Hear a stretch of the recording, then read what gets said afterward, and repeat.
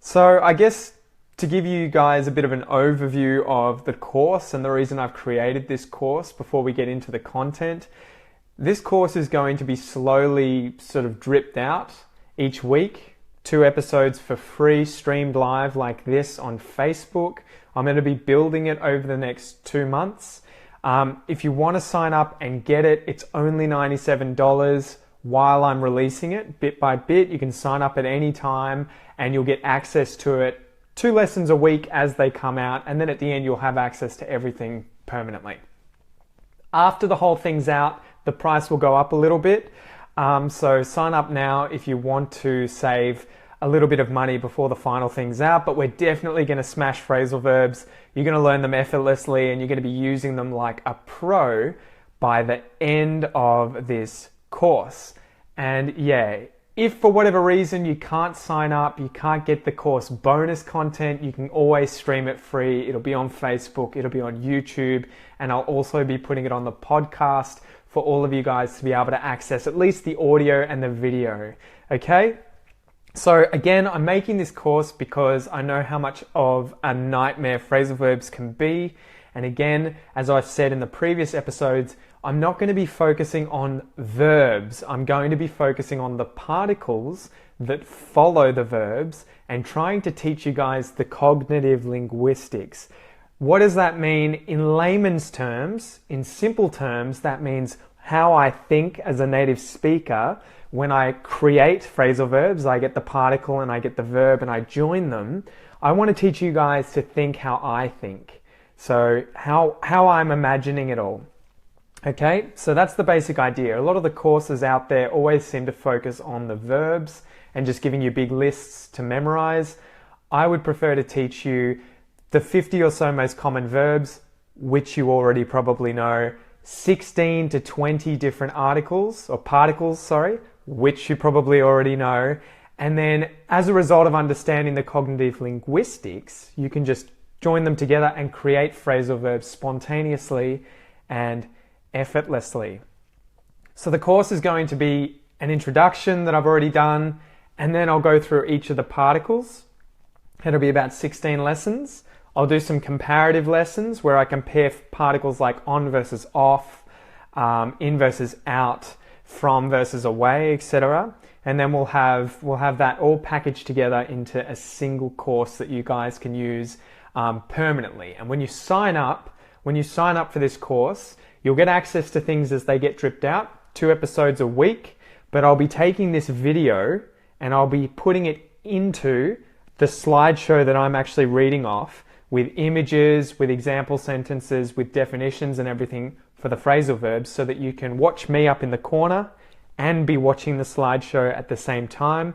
You'll have a word-by-word transcript of everything that I say, and I'll also be highlighting in those transcripts every phrasal verb that I use, not just the lesson's focus particle like this one, away, every phrasal verb, and I list them at the end, I define them, and I give you an exercise. And you'll also get an MP3 of this audio to download and listen to anywhere, anytime. So once again, guys, give me a thumbs up if you can hear me okay, if everything's going well, and we can we can jump straight into it. And sorry if I cough a little bit, I have a bit of a cold that I'm getting over again. Frustrating times, but we're coming out of winter, guys. We're coming out of winter. All right, welcome to the 3rd class of the Effortless Phrasal Verbs course, guys. Today we're going to be focusing on the particle away, and so let's just get into it. So as usual, we'll start by going through the different meanings that the particle away can bring to a phrasal verb when it's added to a verb. Number 1, it's related to position and movement and the idea of separation. So if I have one thing here and a second thing here, they're together if they're close, they're away from one another if they're far. And so often you're going to see this happen again and again. Away is talking about this action, this separation, okay? So keep that in your head for this entire lesson, the basic concept of separation or distance between 2 things, at least 2 things. So number 1, position and movement, separation. Number 2, maintaining distance. So if I keep someone away, I'm maintaining distance. I'm trying to keep that distance like this. I'm trying to keep them away. Okay, number 2, maintain distance. Number 3, to erode away or to reduce gradually. So this is the idea of little bits, little pieces coming away from something and it getting smaller and smaller, it being reduced, it eroding. Number 4 is to store, to hoard, or to hide something away, right? So if you hoard something, if you store it somewhere, if you take something and put it somewhere, you're taking it from where it was away and putting it somewhere else. Okay, so that's number 4, to store, to hoard something, to hide something. Number 5 is to get rid of, to dispose of something. Obviously, if you take something and you get rid of it, if you take something and you dispose of it, again, it's that separation, guys.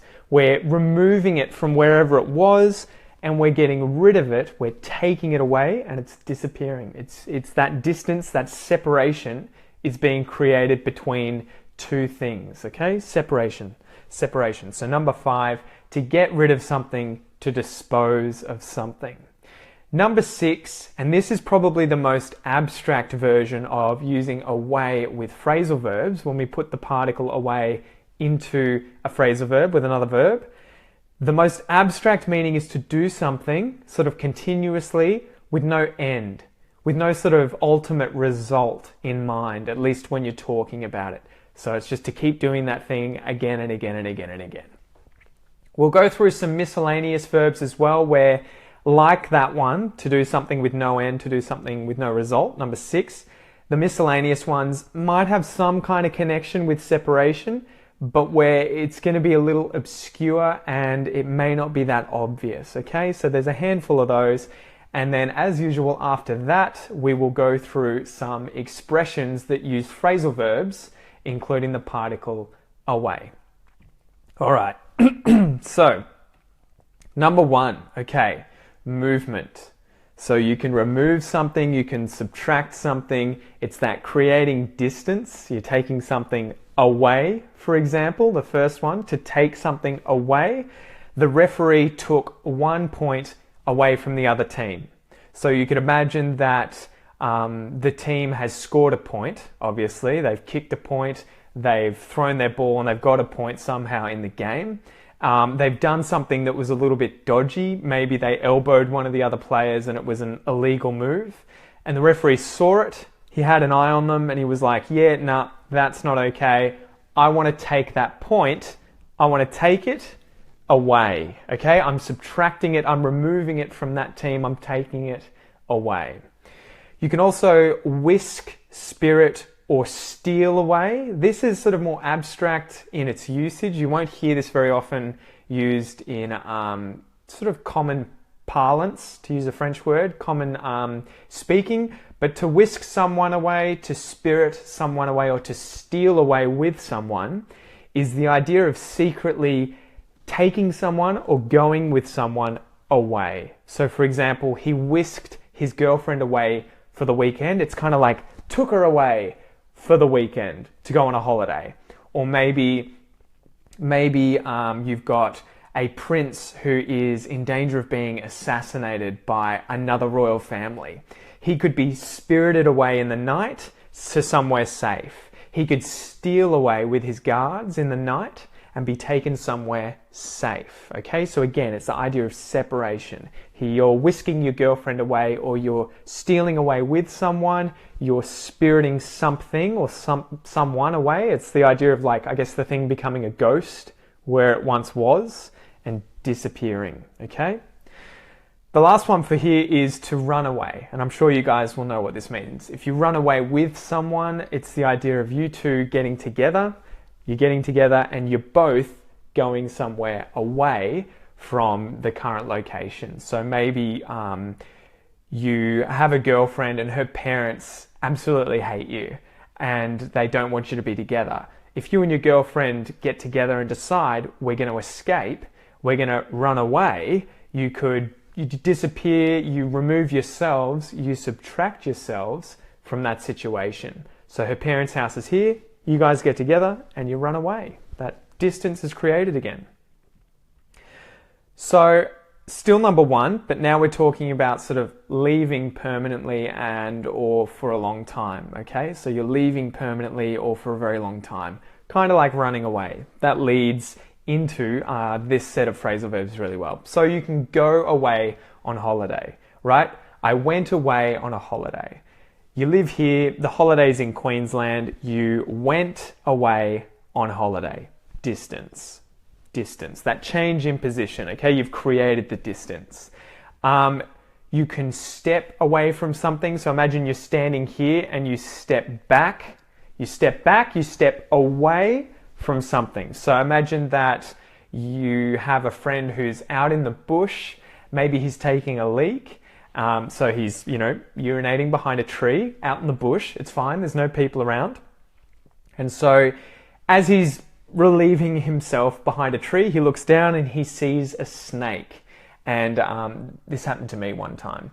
So he looks down and he sees a snake sitting like this and he steps away. So he's like this and he's stepping away. He's creating distance between the snake and between him, okay? To step away from something. You can also get away from something, obviously. If the house is on fire, you've got a girlfriend in the house and imagine she needs to escape. She needs to run away from that fire. She opens the door and she gets away just in time before the house falls in, before it all collapses and burns up. She gets away from the burning house, so she saves herself. And the last one, obviously, we can use to move away.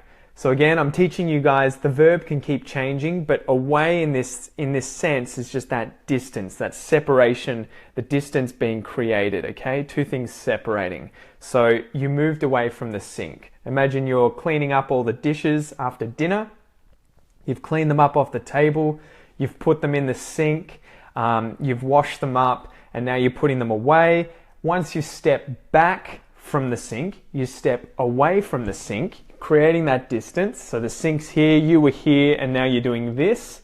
You're moving away, you're coming away, you're going away. So again, the verb is whatever you want in order to describe the way in which that distance is being generated, the way in which this movement is occurring. You just pick the verb, guys. That's the secret to these phrasal verbs. Once you understand what the particle means, you just insert the particle where you need it and you pick any verb you want that describes what you're seeing or what you're trying to describe and you pair them together. That's it, okay? That's the main secret to these literal phrasal verbs, at least. There are always some that are exceptions that you just have to learn. All right, so is this the last section? The last bit of movement before we get on to number 2, okay? Definition 1 still, movement, leaving. You can run away with something. So imagine you are a thief, you're a robber, you've broken into a bank, you have broken into the vault or into the safe, you've emptied out all of the safe's loot, and so afterwards you have gotten out of the building and you've run away. You've run away with the loot. So the robbers have run away, they've got away from the bank, they've run away with the loot. And you can also use this in a more figurative sense if they run away, meaning that they've run away from everyone else. So we don't know where they are. The cops don't know where they are. They've run away, okay? You could, if these thieves were incredibly nonchalant, if they were incredibly relaxed, maybe one of the thieves is a woman, you could say she walked away. So she just walked away. So instead of running away, running really fast, she just walked away from the scene of the crime. Pretty chilled out. She was relaxed, calmed down after the crime, and she just walked away.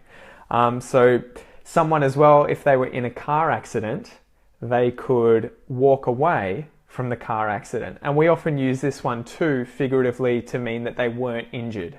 So if she walks away from a car accident, it could be the literal sense that she was in a car accident and then afterwards she came out of the car, she got out of the car and then walked away from the car. It can also mean, though, not literally like that, but figuratively, that she walked away uninjured. So she sort of got away from that situation in good health. Yeah, she walked away with her life. She walked away from the car accident uninjured. You could also ask someone to back away. So imagine that there's a dangerous animal like that snake out in the bush, and someone's got his eyes on you, a mate's watching you, and he sees the snake before you see the snake. The snake's popped its head up and is looking very dangerous, like he's going to strike at you. He could say, dude, look out, back away from the snake. There's a snake just down there, back away. So create that distance, get that separation happening. I want you to go away by backing, which is to move backwards like that, okay? We can also use this in a little bit of a more figurative sense, but again, permanent, leaving permanently, right? If your parents pass away, it means that they die. And obviously death is permanent. So if my father passed away, it means that he's deceased, he's died, he's no longer alive, he's passed away from life into death, he's passed away, okay? Separation, permanence. So that is all of movement and number one's definition for away, guys. Number two is to maintain distance. So this isn't creating the distance. This time it is you've got the distance and you're trying to maintain it. So you're trying to keep that distance there. So for example, imagine that a woman has broken up with her boyfriend and she's asked him to keep away. She said to her boyfriend, look, I don't want you anywhere near me. I want you to keep away from me. She needed to keep him away. He was dangerous, so she kept him away. So we're using the particle away, guys, to talk about maintaining this distance. We're not together, we're away. Together, away, okay? If he came too close, maybe, he snuck up on her somewhere, she could turn around and just say, get away from me. As in, keep away from me, get away from me, step back away from me, go away from me, move away from me, get away from me. She could also say, just stay away from me, stay away. So all of these mean the same thing. Again, it's just the verb that you feel like using, but away is being used there to talk about this position. Not together, but away. Keep away, get away, stay away. You could ask someone to go away. That's sort of to leave though. Someone can shy away from something, and this is a more sort of figurative distance like this. It's figurative, it's not really literal. If someone shies away, so if you're shy, you don't like talking, if you shy away from, say, a situation or maybe some food, or it could be anything, speaking in public, it means you're trying to avoid it. So you're trying to keep distance between that thing that you're talking about shying away from and yourself. So, for instance, if I don't like sushi, I might shy away from sushi. I might try and always maintain distance between me and sushi, so I'm shying away from it. Someone might say to me, don't shy away from trying this food. It's amazing. Get into it. Give it a try. Give it a go. Sushi's great. Don't shy away from it. You guys might shy away from speaking English with other people. You might avoid it, which I don't recommend that you do. You need to keep speaking English. But it takes practice to stop shying away, creating distance between you and this thing. So it's a good word. It's a good verb. It's high level. So use shy away when talking about sort of avoiding something. We can also use to tear someone. So to tear, this action, imagine I've got paper and I tear it like that. To tear someone away from something. So imagine you tear a piece of paper away so that it rips and you pull it off the other piece of paper. You tear that piece away and off from this piece of paper.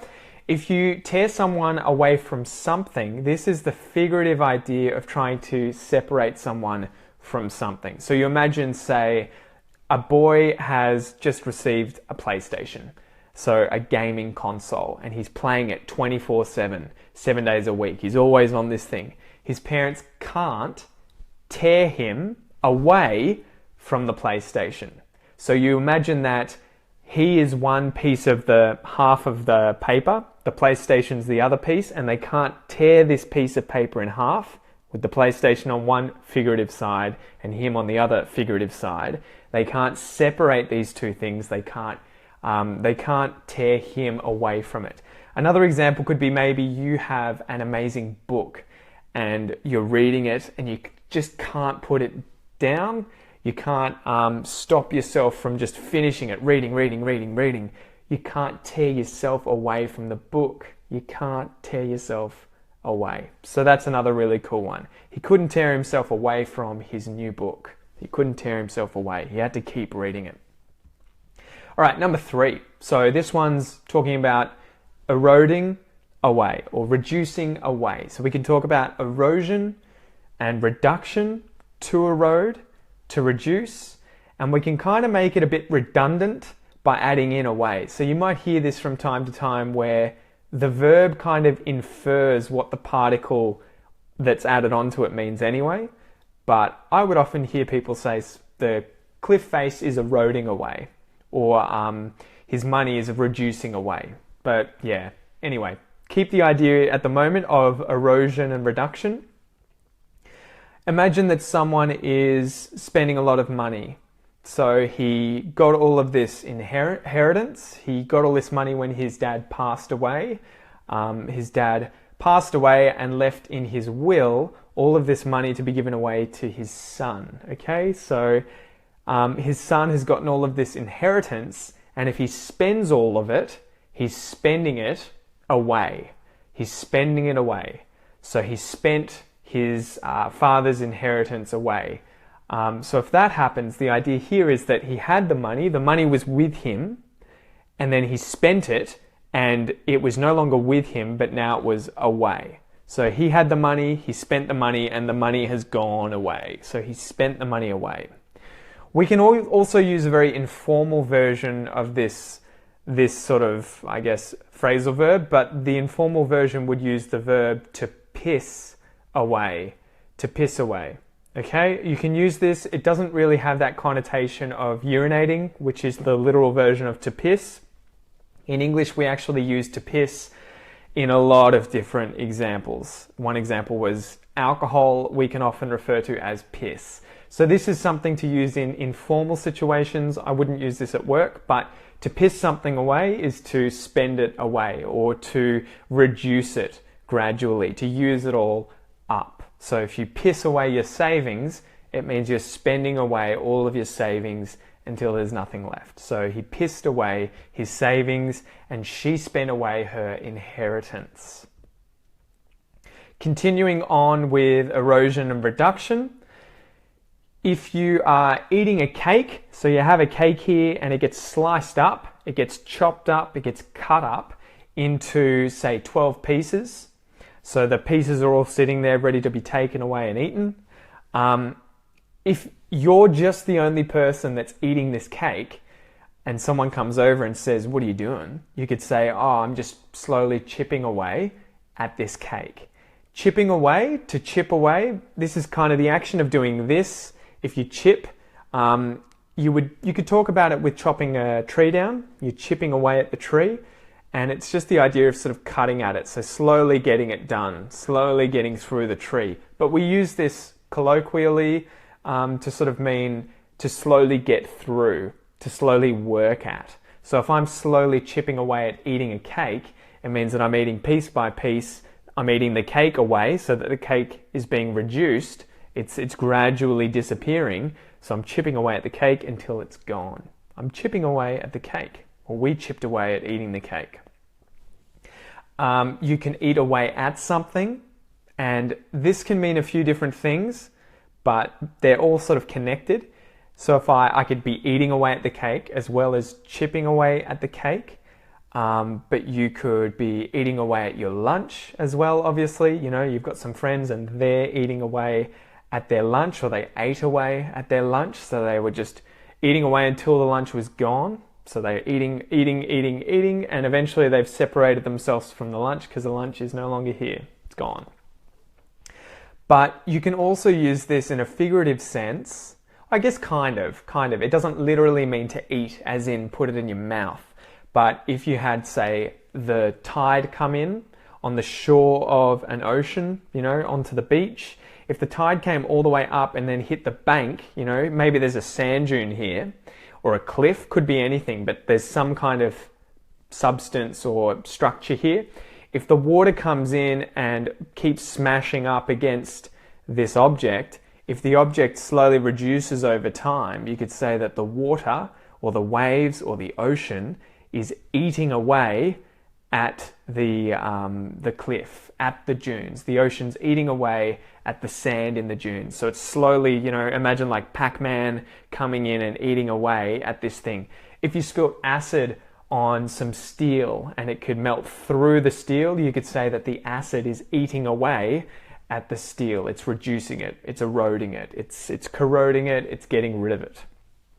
The last one here is to pick away at something. Kind of like to eat away at something when we were talking about the cake, but this time the verb is to pick, which is to do this with your fingers, to pick. So maybe you're not eating very much, you're sitting there and you're just pulling off pinch-sized bits of the cake to eat. You could be pinching away at the food, you could be picking away at the food, you could be pulling away bits. Again, you just pick the verb that you want, guys, and you match it with the particle away to describe that action. The distance is being created, that there's reduction happening, that there's erosion happening. It's all linked, so keep thinking about that. So we picked away at our food. All right.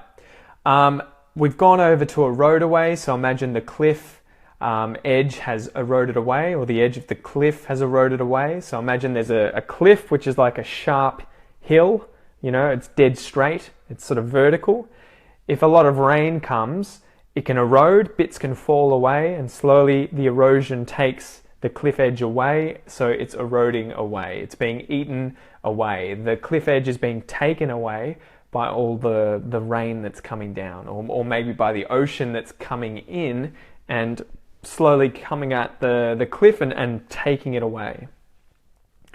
You can also wither away. We often use this to refer to animals or plants that are getting thin or that are wilting, that are running out of water or energy or food, so they're getting thinner and unhealthily thin usually.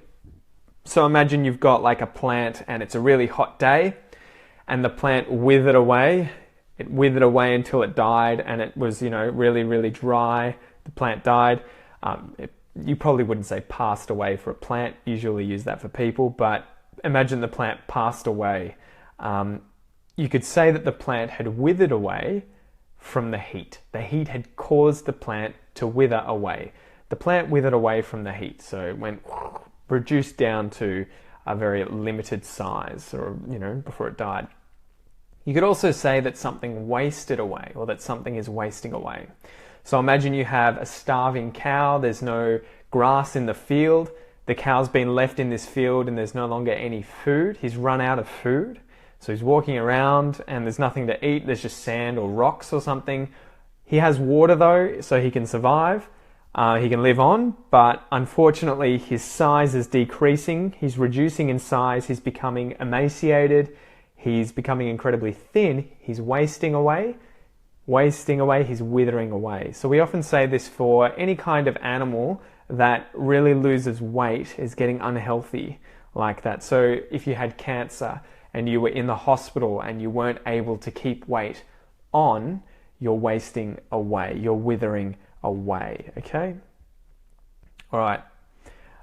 We went through eat away at something, we went through eating away at something, so the acid eats away at the metal, went through that.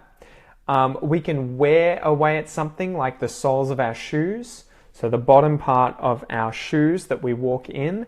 If we walk around in our shoes a lot, we run, we use them a lot, we use them up if they're a resource. But the soles of my shoes, for example, wore away, and that means that the soles were once thick and they wore away, so they were wearing off, little bits were coming off and they were wearing away, so they were reducing. The bits of rubber were coming off it and it was being reduced down to a much thinner sole on my shoe. The soles of my shoes wore away. Number 4. So now we're on to storing things, hoarding things, hiding things. So we could say if you hide away somewhere, you've taken yourself and hidden yourself away from whatever it is that you're trying to hide away from. Okay, so imagine Anne Frank is the perfect example. Anne Frank during the Second World War was the Dutch Jewish girl that hid in the attic. So she hid herself away in the attic. Anne Frank hid away in the attic from the Germans, from the Nazis. She hid away, she took herself away from normal life or wherever it was that she was, and she stored herself, she hid herself, she hoarded herself away in the attic. We can use the verb to squirrel away, and a squirrel is a type of rodent from Europe and America. These guys often take nuts and put them away in a specific location for winter. So they store them away. The squirrels squirrel the nuts away. So we actually take the animal and make it a verb because they're so sort of well known to do this and to hide these things away. They take the nuts. The squirrel squirreled away his nuts for winter. So the squirrel squirreled away nuts for the winter. It's a bit of a tongue twister. We could say he stored his nuts away for the winter. So he took the nuts, he took them away from where they were, and he stored them away from everyone else so that they wouldn't get access to his nuts, that he could eat them during winter. So imagine too that I store my tools in my shed. So I have a shed in my house or outside my house where all my tools are. Maybe up on the wall here, I take my tools and I store them in the shed. But if I put them away, which in this sense is kind of like where they belong, so away from everything else, I put them in there, say a closet or some kind of rack. I'm storing them away. I'm hiding them away if I don't want someone to find them. If I am hoarding them, that's the idea of getting as many as I can and putting them away from everyone else, but I'm storing my tools away in the shed. Imagine that I have a gun safe, and instead of tools, I put guns away in the safe. I could say that I locked the guns away in the gun safe. So again, the guns are locked in the safe. They're away from me, from everyone else. They're inside the safe. They're locked away in the safe. Number 5 now. Okay, remember to get rid of something. So again, you've got something here, you and that thing are together, and then you throw it away, you get rid of it, you're creating that distance to get rid of something. Or to dispose of something, to throw something away, which is the first one we're going to go through. So when you dispose of something, we have lots of different ways of saying this in English. You can throw something away. That's this action. Again, if you throw something, it tends to separate from where you are. So if I throw a ball to you, I'm throwing the ball away from me to you. And if you throw the ball back to me, you're throwing it away from yourself to me, and I'll catch it in my hands. So we can say we threw something away, like we threw the trash away. We could say to chuck, which is the same action as to throw. To chuck the trash away. We chucked the trash away. We can use to turf. We turfed the trash away. Another sort of colloquial, informal way of saying to throw or to chuck, to turf it. And we can also say to toss something away, and it means exactly the same thing. To throw away, to chuck away, to turf something away, and to toss something away. Did you want this, Pete? Nah, it's all good. Just toss it in the trash, toss it away, throw it away. I don't want it anymore, but thanks. If instead of throwing the thing away, we're giving it to someone so that they can take the thing away from me, I'm giving the thing away. So I'm giving it to someone so that they can have it. And we usually use this to mean that it is free. So I'm not asking for money. I gave something away. It's yours. It's all yours. So for instance, I gave away my old boardies, or I gave away my old wettie. And a wettie is a wetsuit. something that you wear when the water's cold to keep warm, a wetsuit, that's a weddy, and boardies are board shorts. So those are two Aussie slang terms for you guys. So I gave away my boardies. They're all yours, mate. They're free. Or the shop may have given away some great weddies for free for some reason. So to give something away. Okay, number 6, to do something with no end result, guys. So this is to do something and it just be going on and on and on and on and on. To chug away. And this is one that I use quite a lot, guys. You've probably heard me use it on the podcast, to chug away, or on the YouTube channel. If someone chugs away at something, it's the idea that they're doing that thing. And the verb to chug is the sound that a train makes when it's a steam train, when it's on the tracks and you hear the chug, chug, chug, chug, chug, chug, chug, chug, chug, chug, chug, chug, toot, toot, chug, chug, chug, chug. Chugging is that sound, and a train chugs away, meaning that it continues to chug constantly without sort of an end coming. It just chugs constantly. So we use this colloquially, informally, to say that we're just doing something constantly. I'm chugging away at work. How are you going, mate? Are you chugging along okay? Are you chugging away at work? I am. I'm chugging away. I'm trying to get it done, but I'm working. If you have, say, a mechanic who's working on a car that he has stored away in his garage. He's got it hoarded away or hidden away in his garage, and he's working on it. He's gone under the car. He's snuck under the car to work away at the car. We can say that he's tinkering away at the car. So to tinker is to kind of play with, to fiddle with, to try and, adjust, but again with no end result. But in this case, tinkering away is the idea that he's just fiddling with it. So the mechanic is tinkering away under the car, adjusting it, but he's got no real end goal in mind, no end result. So the mechanic tinkered away under the car. If you've got two friends who like to talk a lot and incessantly, constantly, with no real end in sight, they just love doing it, you could say that they love to talk away, or they were out the back talking away. They were chatting away, they were speaking away about their holidays, they were talking away. So these two old men talked away. And we could make it a more complex phrasal verb by saying that they talked away together. So they were together in this sense, and they were talking away with no end result, okay? And as I mentioned at the start, this is the one that's probably the most abstract and detached from the idea of separation, as opposed to all the others. Okay.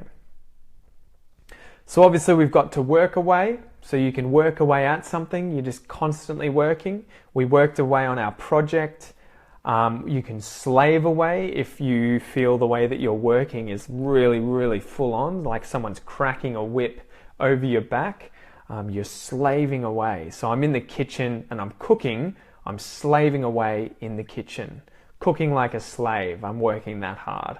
Working away in the kitchen, slaving away in the kitchen.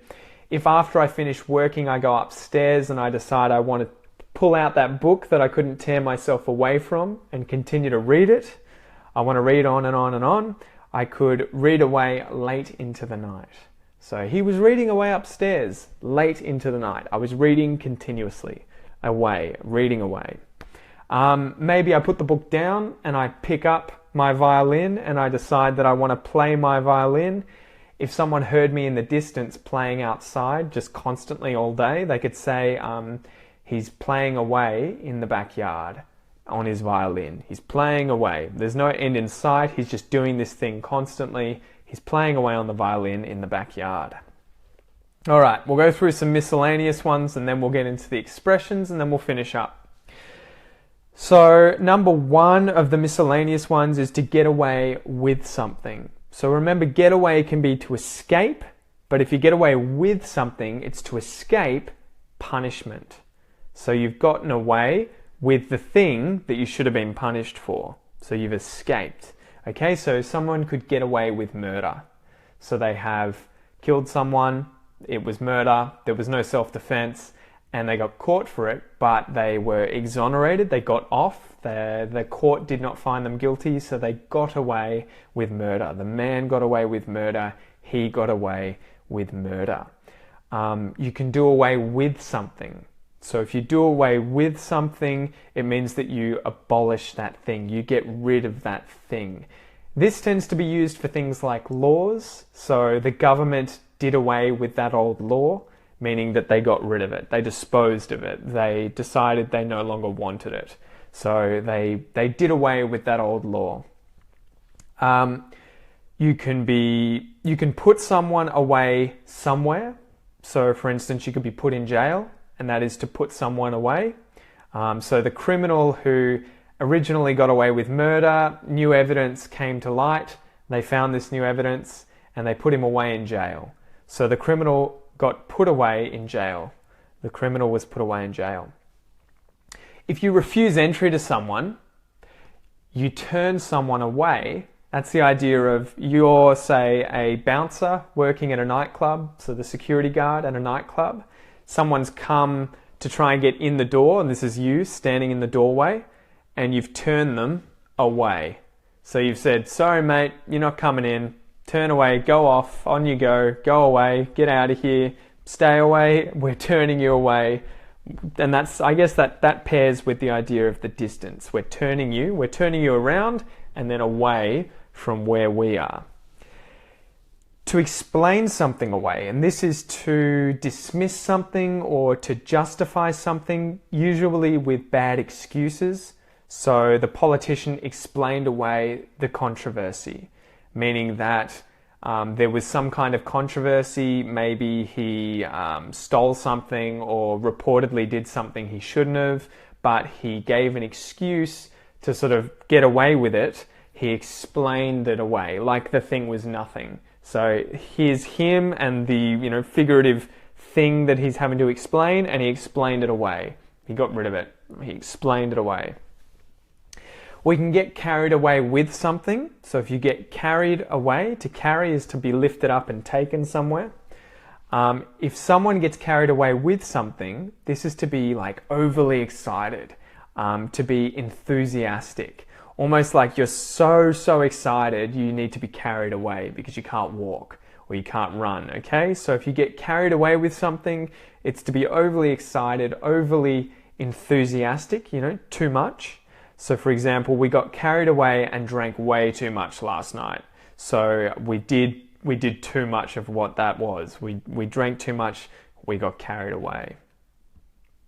So let's go through some expressions, guys, and then we'll finish up with a Q&A session where you guys can ask me anything on the live stream. So if you have any questions about phrasal verbs with away, put them in the comments section down here below while I go through some of these expressions. And I think I have about 10 or 11 here.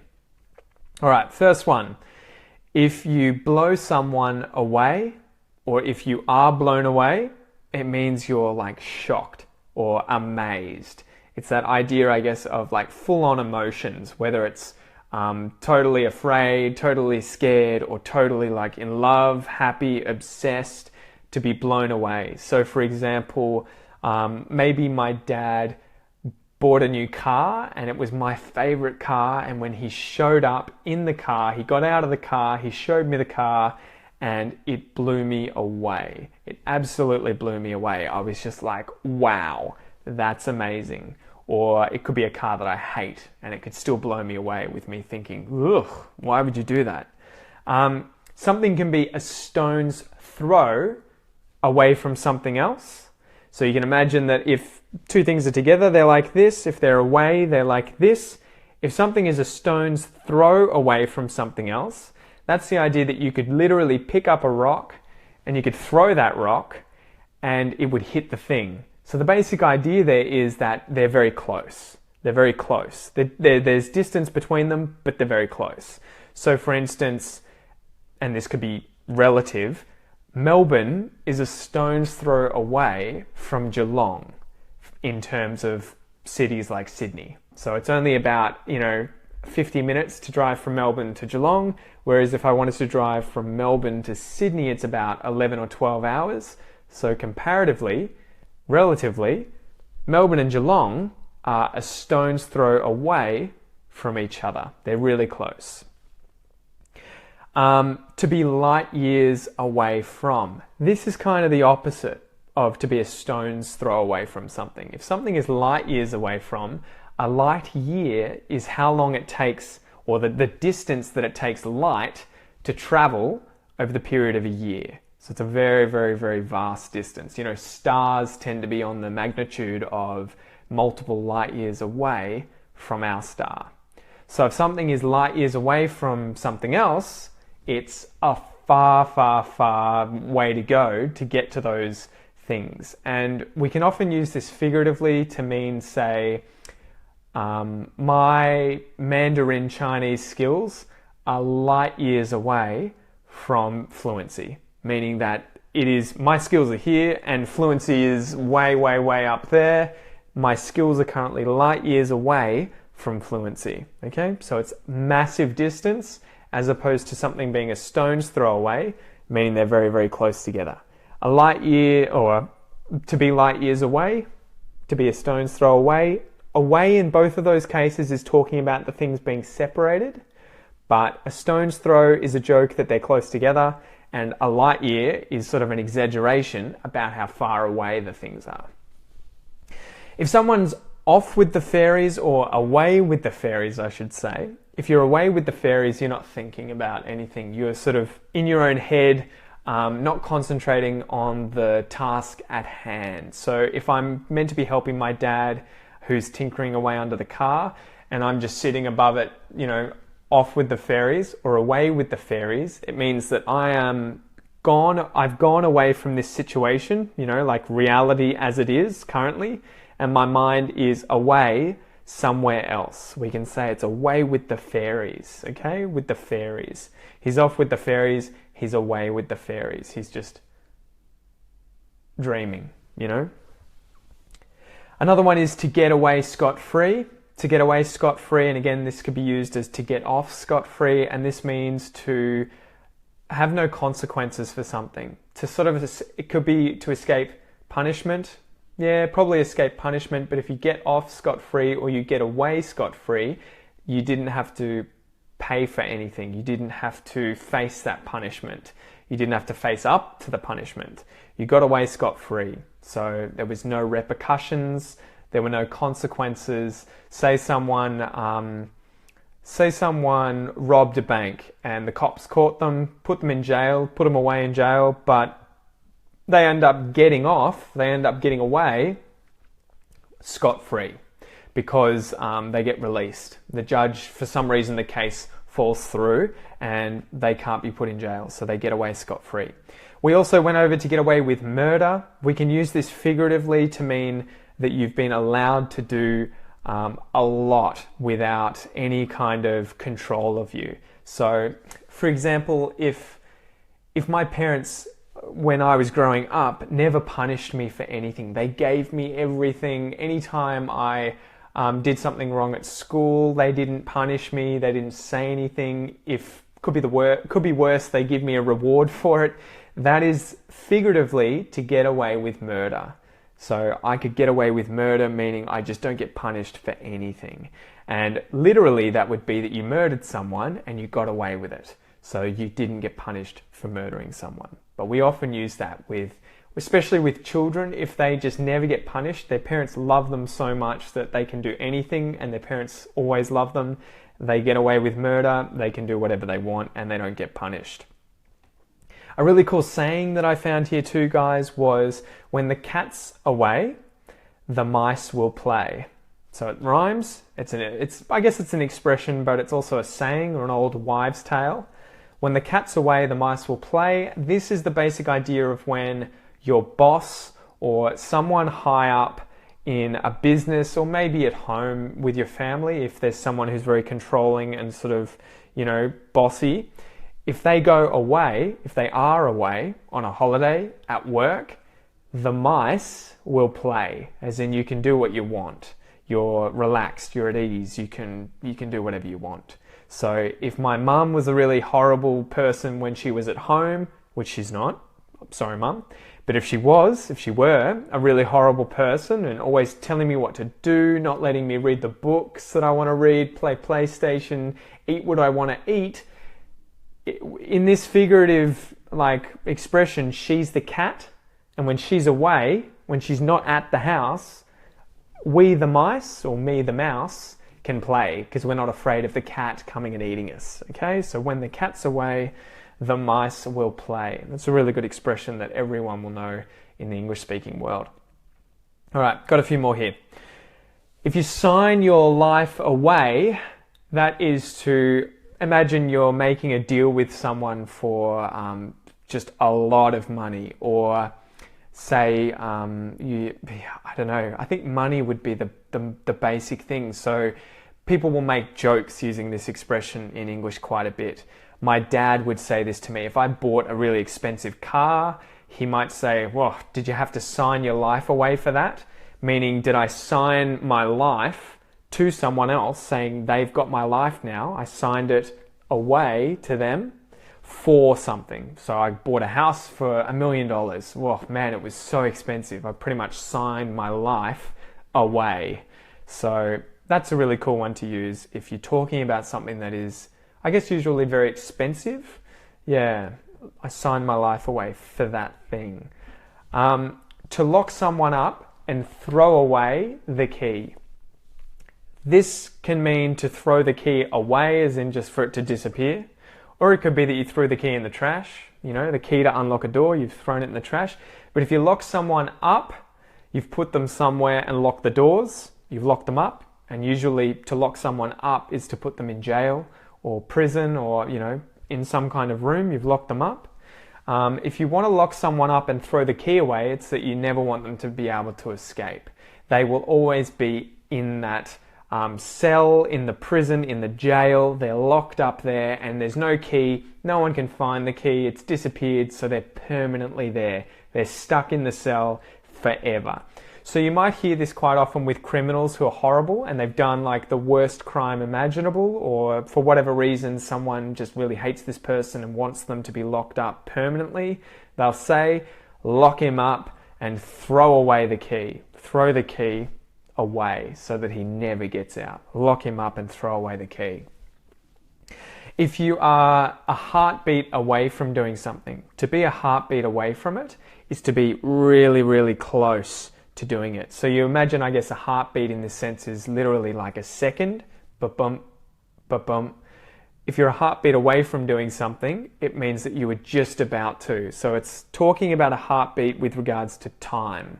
So literally a fraction of a second, a really small amount of time. I was a heartbeat away from quitting my job when my boss swore at me.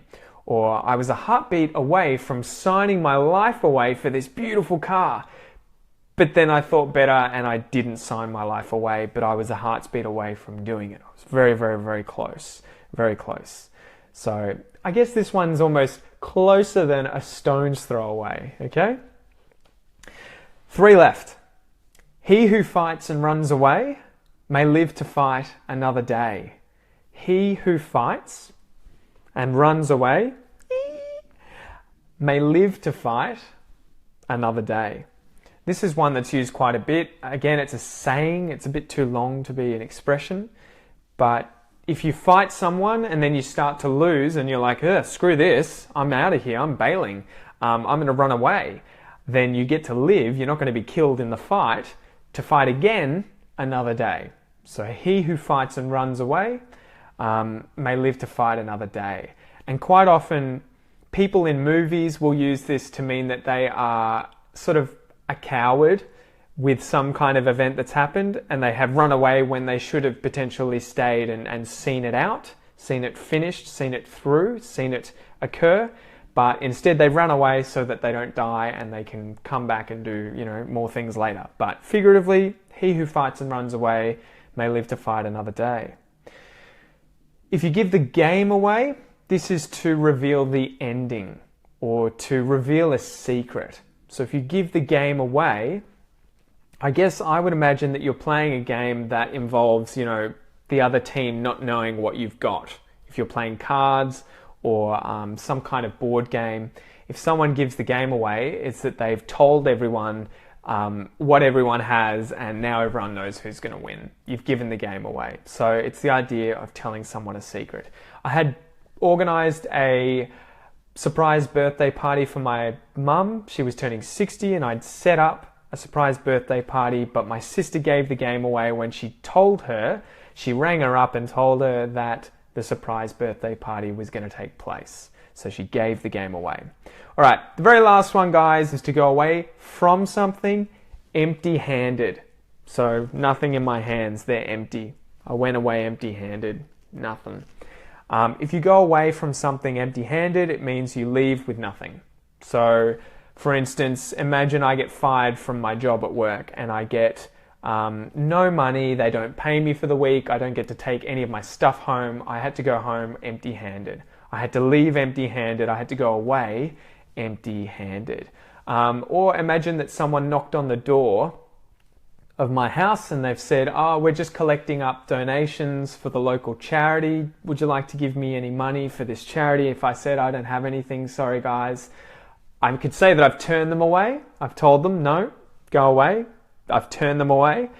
And as a result of not collecting anything from me, I have turned them away and they've gone away empty-handed. Empty-handed, nothing in their hands. So gone away, separation.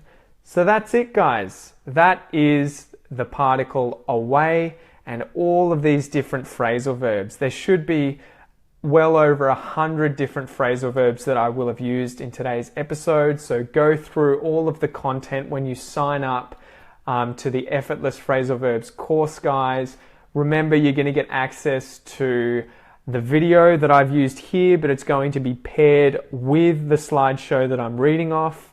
You'll get a list of all the verbs that I've used, not just the ones that I've talked about, but the ones that have come out of my mouth whilst explaining the verbs that I've talked about. They'll go in the transcript, so you'll get a transcript that's word for word what I say in this video, and then you'll see every single phrasal verb I use in this episode at the bottom, highlighted with the definition, and then with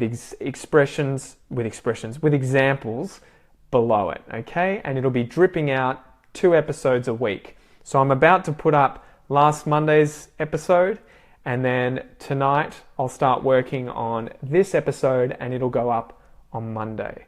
So make sure you check it out, guys. The link is in the description if you want to sign up.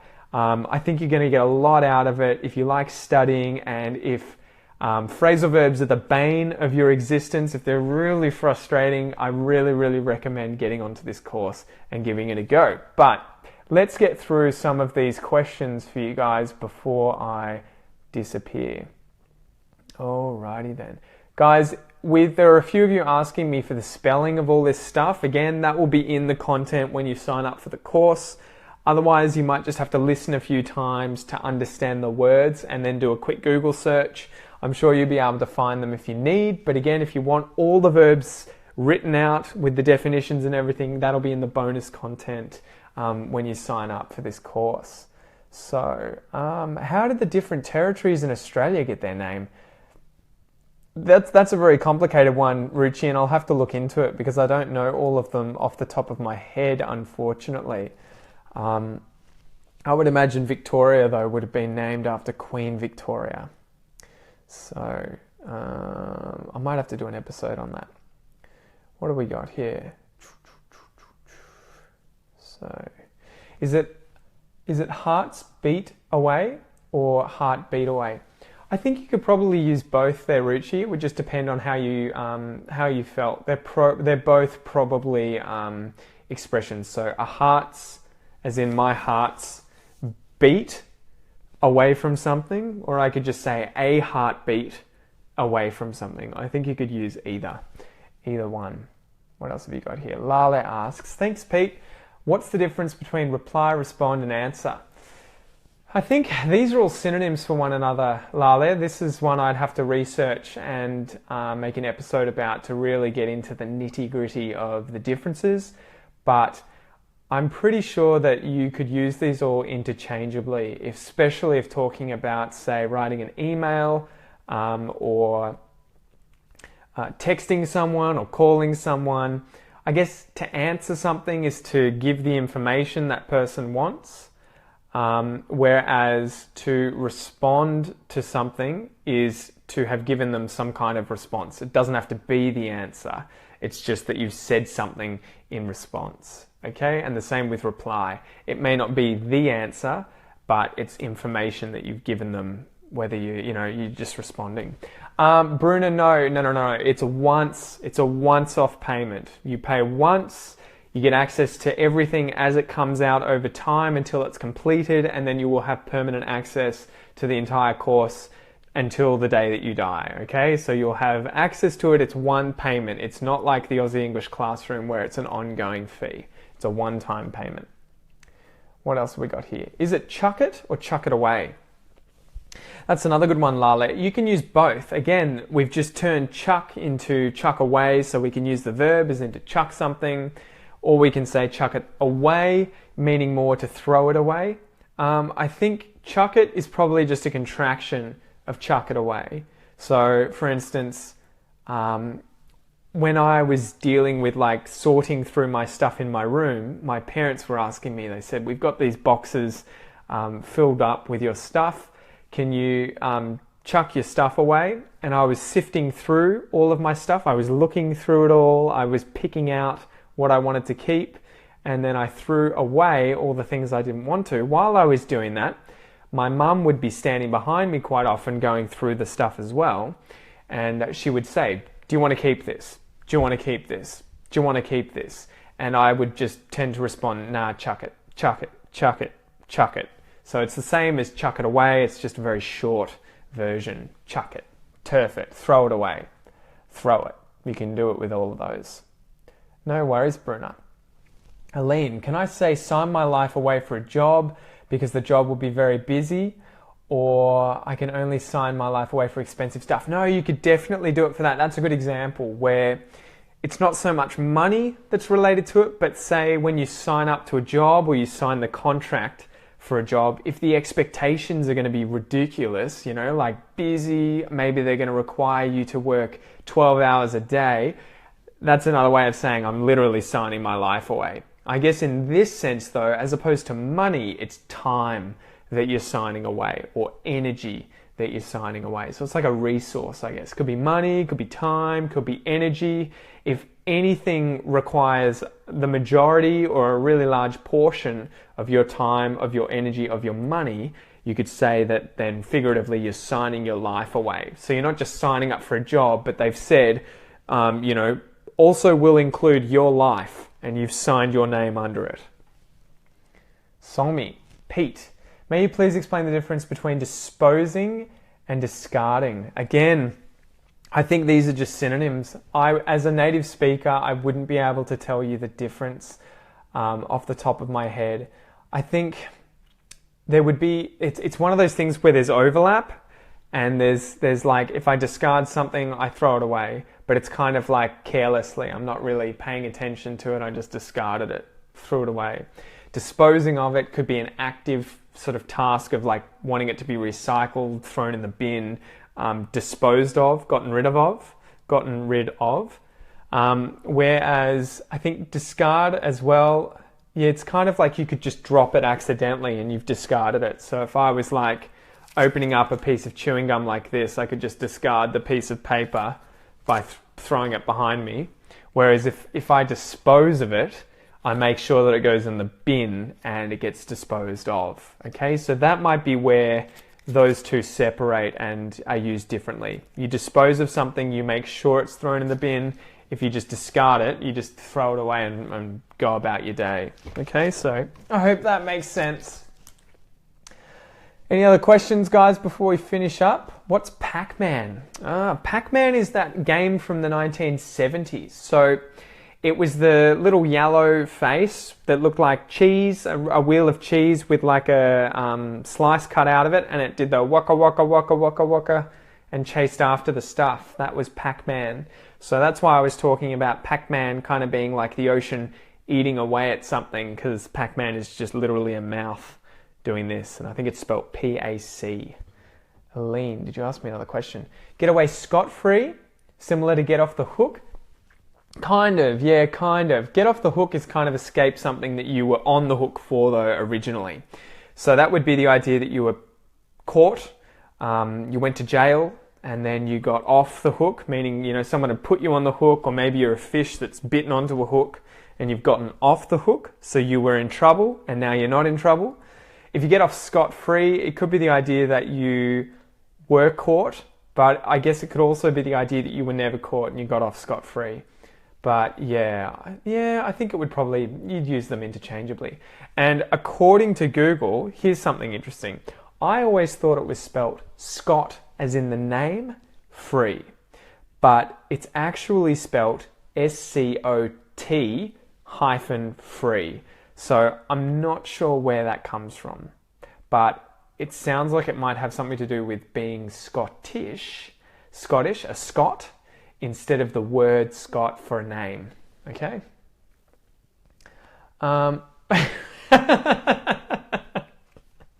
Lale wants to know what the meaning of life is. That's got two connotations to it. So, the meaning of life: the condition that distinguishes animals and plants from inorganic matter, including the capacity for growth, reproduction, functional activity, and continual change preceding death. There you go. Other than that, I think it's to have fun and, you know, make a lot of friends while you're living. But that's about it, guys. Anyway, make sure you sign up for this course if you guys want to crush phrasal verbs, if you want to do away with books and having to worry about phrasal verbs in the future. It's only $97 now. It's going to go up once it's finished, but I'm going to be dripping all of these out over time, these episodes, twice a week. Check it out. The link's in the description. I've kept you long enough. I hope you have a great night, guys, and I'll chat to you later. See ya!